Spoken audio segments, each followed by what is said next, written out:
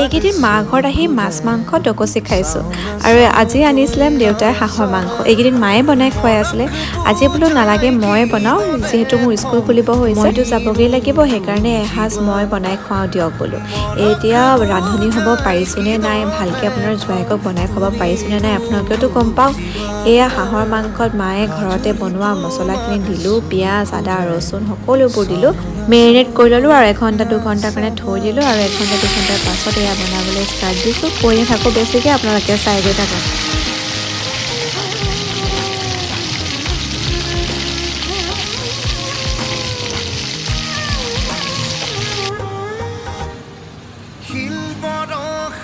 বুকুখনিত চুই দিলেই বৰষে ফুল